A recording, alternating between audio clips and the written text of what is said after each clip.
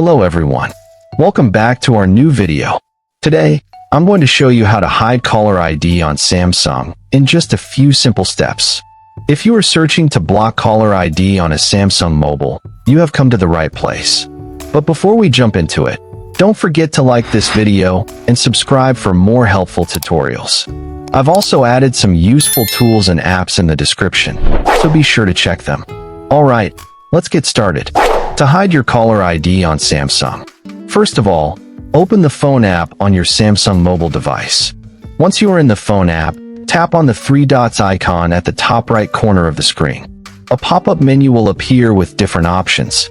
From the menu, tap on Settings. Now a new screen will open. Scroll down and tap on Supplementary Services. It may be available under More Settings, depending on your Samsung model.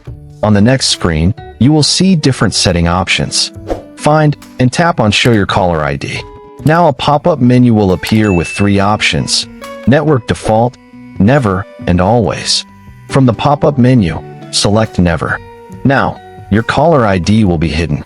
When you make a call, the person receiving your call will see Private Number or Unknown Caller.